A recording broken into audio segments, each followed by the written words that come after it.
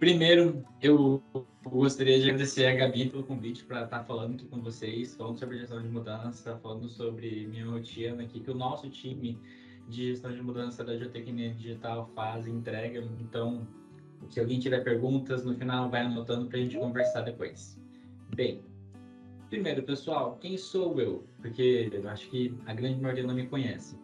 Meu nome é Luiz Lansoni, hoje eu trabalho como líder de gestão de mudança do programa Geotecnia Digital, que é um programa prioritário da Vale.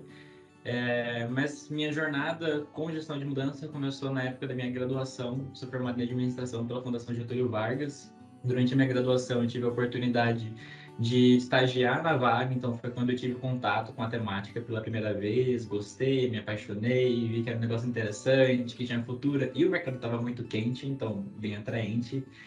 Aí no final do meu programa de estágio, eu tive a oportunidade de estudar na Polônia, eu tinha ganhado uma bolsa para estudar lá durante um semestre na Escola de Economia de Varsóvia, e os meus estudos foram focados em gestão de projeto, porque eu já tinha visto isso durante meu estágio, tinha achado muito interessante, gostaria de me aprofundar, e também em gestão multicultural.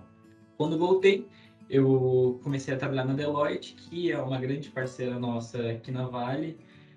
Quando entrei na Deloitte, eu entrei para atender os projetos da Vale em gestão de mudança, mesmo como um consultor. E aí, no final da minha jornada, eu fui agraciado com um convite da Sandrine para vir fazer parte do time da Vale, só que agora como líder de gestão de mudança do programa da Geotecnia Digital.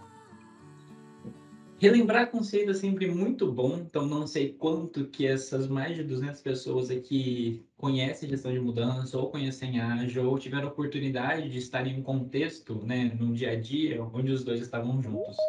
Mas só relembrando, pessoal, para quem não sabe, ou para quem esqueceu, o ágil, ele começou a ser falado nesse tema lá em 2001, quando o grupo de desenvolvedores de software fizeram o Manifesto Ágil. Nesse manifesto, tinham 4 valores que deveriam ser levados em consideração para a gente rodar, né, ter essa mentalidade ágil, que foi o que a Francimele falou, do mindset. Então, o valor de comunicação, ter uma comunicação clara, praticidade, ter uma colaboração e adaptabilidade.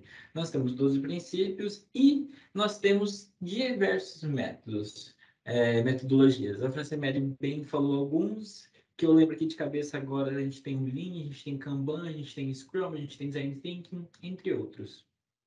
E o tema de gestão de mudança, para quem ainda não conhece, ou pelo menos tem interesse em conhecer um pouco melhor, gestão de mudança nada mais é do que um conjunto de ações planejadas que a gente usa para acelerar a adoção e utilização de alguma coisa nova, ou alguma coisa diferente. Quando a gente está falando de uma mudança, essa pesquisa da Deloitte, que é de onde esses números vêm, diz para a gente por que uma mudança, uma implementação, uma transição, ela falha. Porque geralmente o fator humano não foi mapeado, não foi tratado, esse risco não tinha sido mitigado. Então, 3 principais fatores de uma mudança não ser bem sucedida: a gente tem uma resistência dos funcionários que não tinham entendido ou tinham medo dessa mudança, a gente tem um patrocínio inadequado, que era a gente não tem uma figura lá patrocinando, falando por que era importante, incentivando a aderência a essa mudança. E a gente pode ter também expectativas irreais por falha de comunicação, por alguma comunicação que não aconteceu. Então, as pessoas pensaram que no final daquela transição elas iam ter, tipo assim, uma virada de carreira, um mundo extremamente diferente, metaverso, mas que na realidade a gente só não tinha apaziguado essas expectativas antes. Então, pessoal, esses são os 2 conceitos muito importantes que a gente vai explorar ao longo dessa apresentação. Bem, eu vou caminhar, vou afunilando e vou chegar no meu case. Mas o case específico faz parte do programa da Geotecnia Digital, que é esse programa que eu faço parte. O programa da Geotecnia Digital, que é um programa prioritário da Vale, é um programa multidisciplinar, que é um programa que quem criou, quem fundou ele foi a área de tecnologia da Vale e a área de geotecnia, a área de negócio, né? E esse programa é norteado pela estratégia da Vale para aplicar tecnologia à resolução de problema do negócio. E o seu propósito, o propósito do programa, né? Por que ele surgiu, por que ele existe até hoje, é buscar zero perdas provenientes de falhas de estruturas geotécnicas, garantindo confiabilidade, disponibilidade do monitoramento e sistemas de emergência.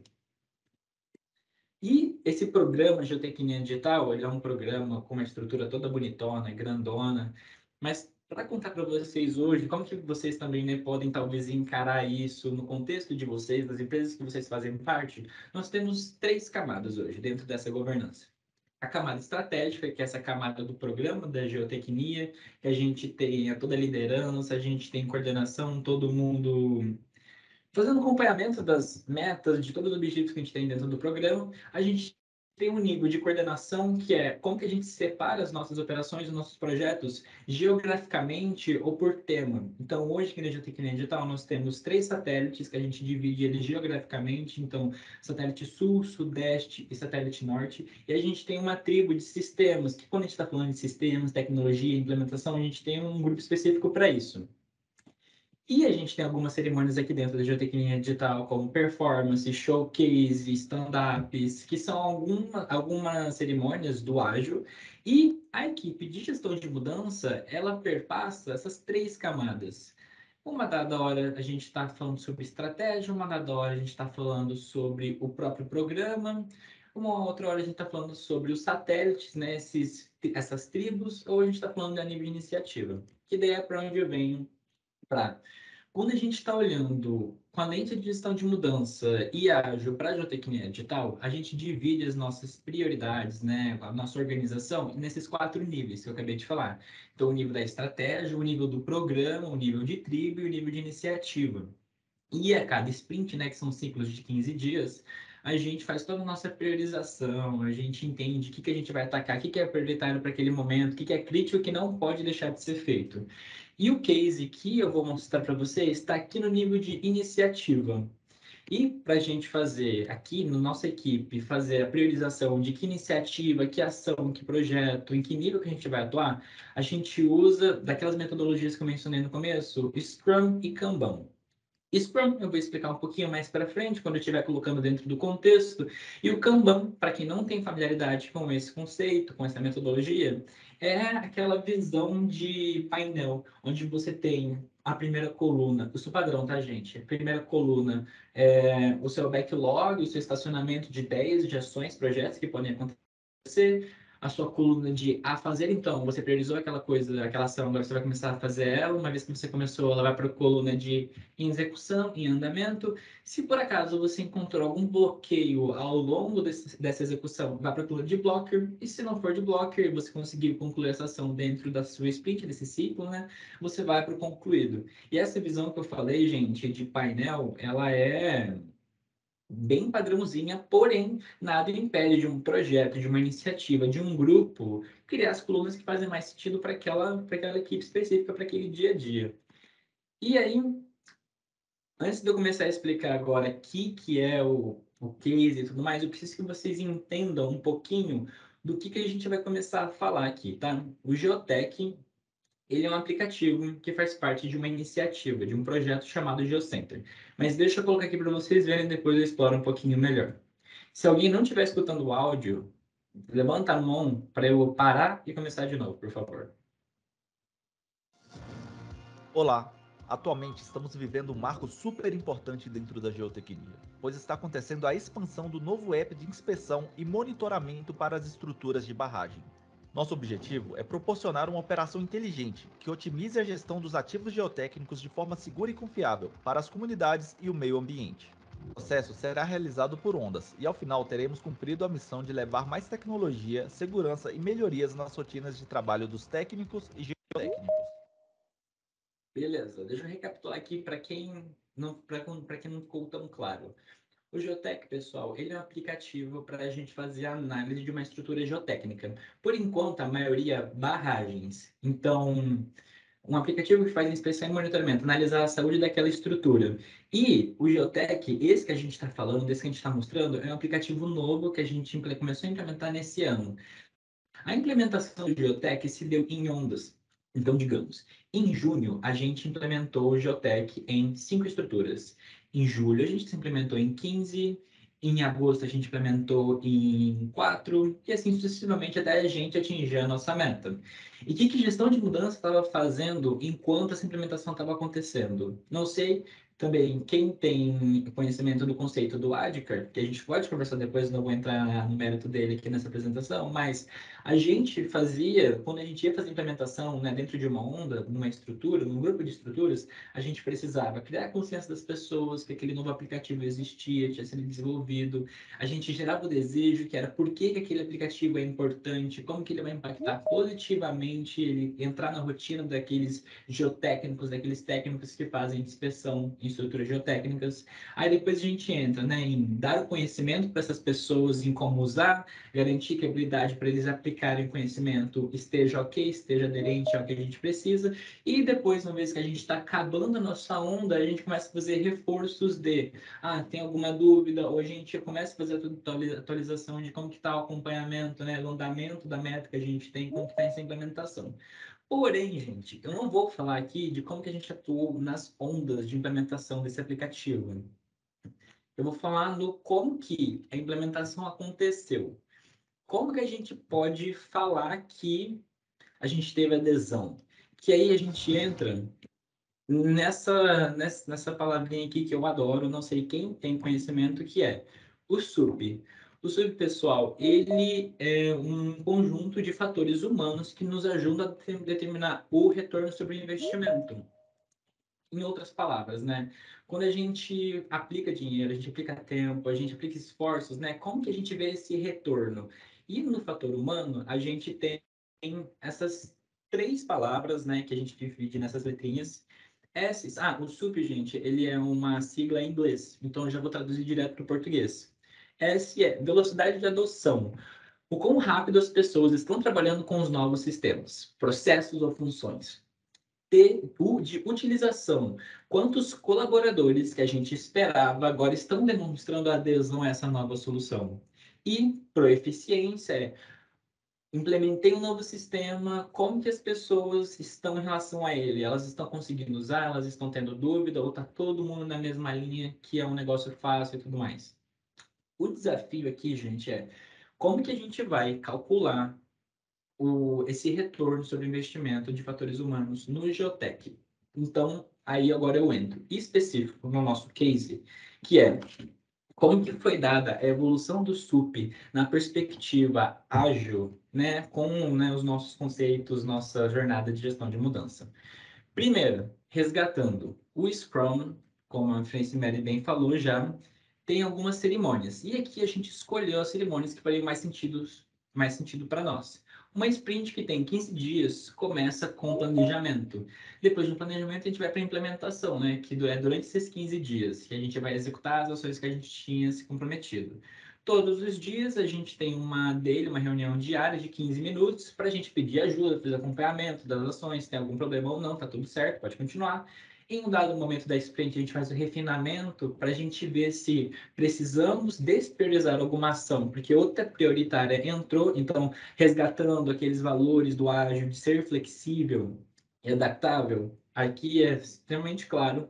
E no final da sprint, a gente tem a showcase, que é para mostrar as entregas que a gente fez naquela sprint, o que a gente conseguiu concluir, e a gente tem a retrospectiva, que tudo isso aí, pessoal, são cerimônias, são reuniões. Na retrospectiva, a gente entende o que a gente poderia ter feito diferente, o que foi legal que precisa ser reconhecido, ou o que a gente precisa para esse exercício que a gente faz. E para o SUP, quando a gente está falando desses ciclos, a primeira coisa que a gente fez na sprint, na primeira sprint, foi entender como que a gente poderia mensurar os aspectos do SUP, do SUP, para o Geotech. Então, a primeira coisa foi, vamos estabelecer os fatores dessa equação e entender quão acessíveis são essas informações para nós, para a gente fazer o cálculo. Então, eu estou falando de um banco de dados super cheio de informação que alguém vai precisar filtrar, analisar e tudo mais. Que acabou sendo o exercício que a gente fez nas duas próximas sprints. Então, a gente precisava desenvolver a mensuração, pegar os bancos de dados, filtrar, transformar em uma porcentagem, um indicador que faça sentido para nós, quando a gente vai falando de adoção, utilização e proeficiência. E aí, na nossa quarta sprint, a gente conseguiu chegar ao nosso primeiro MVP. Pessoal, não sei quem tem conhecimento do conceito de MVP, que também é uma sigla em inglês, que quer dizer, né, mínimo produto viável, que, em outras palavras, né, é aquele conceito do você quer começar a nadar mais rápido, você quer se locomover mais rápido, mas você não quer andar. Então você começa com uma coisa simples e você vai evoluindo ela, que é o conceito do patinete. Então você tem um patinete hoje, aí com o tempo você vai evoluindo ele para uma bicicleta, depois você vai para uma moto, depois você vai para um carro, e depois você vai para uma nave espacial, né? O céu é o limite, é a sua imaginação. E aqui no nosso caso do SUP, quando a gente teve o primeiro MVP dele, a gente já tinha um indicador que refletia a realidade da operação. Então, quando a gente queria falar sobre adoção, utilização, proficiência, ele já dizia para nós. Só que a gente fez tudo na mão, foi um cálculo extremamente manual, que a gente levou 2 sprints para fazer, e a gente entendeu que ao longo da sprint a gente poderia ter feito um cálculo mais preciso, então acrescentar novos fatores para eles refletirem mais ainda a realidade.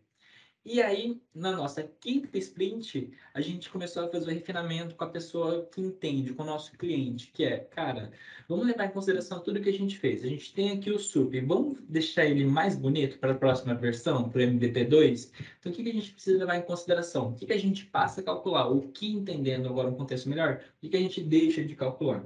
E que, pessoal, que é uma coisa que acontece ao longo de todos esses ciclos, que eles têm em comum a geração de ideias.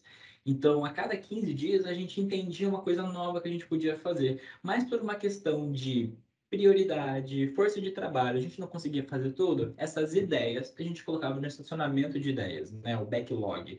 Que daí, hoje, o contexto é, o nosso backlog, a gente tem que dá para fazer uma pesquisa NPS para a gente aferir melhor a proficiência das pessoas, só que para isso a gente ia precisar da equipe de desenvolvedores. A gente tem hoje a possibilidade de adicionar uma nova visão do SUP, então hoje a gente está analisando inspeção, que é um tipo de análise. Vamos começar a olhar para o monitoramento, que é outro tipo de análise que também dá para fazer. E aí, por último, que a gente também entendeu que a gente precisava ter era um time mobilizado para tratar anomalias identificadas. Pega, segura que eu estou falando de time mobilizado para tratar anomalia. Por quê? Mostrei como que foi a evolução do Super no conceito do Scrum, das nossas rotinas.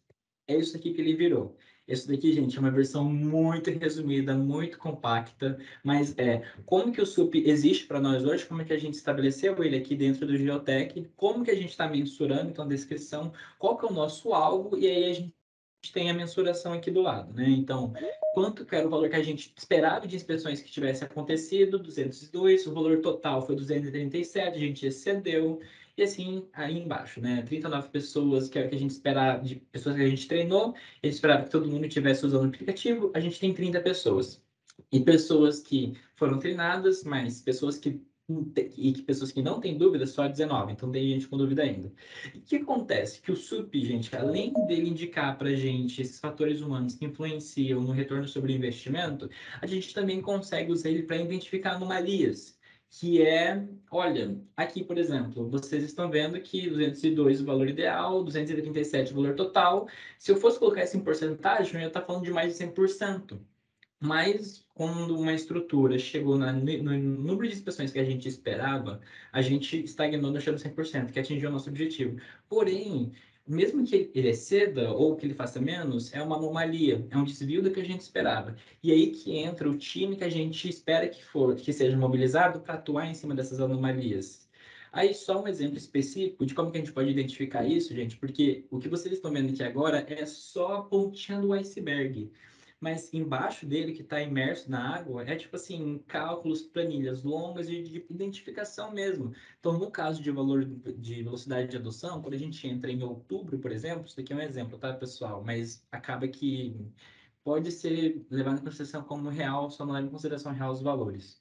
A gente teve em outubro, quando a gente fala de velocidade de adoção, é, que todas as estruturas tenham feito 2 inspeções, pelo menos. E a gente tem uma que fez menos, a gente fez outra que fez a mais. Então a gente acaba identificando as anomalias e qual estrutura, qual barragem que deixou de fazer. Esse time que deveria ser mobilizado vai parar alguma coisa, vai fazer a priorização dentro do seu planejamento e vai caça do nome para entender se foi uma falha de sistema, se foi uma falha de rede, se foi uma falha de fato no fator humano, a pessoa ficou doente, para poder indicar se a gente não está tendo lesão, qual que é o problema, né, que está fazendo CA mais ou está sendo a mensuração CA menos.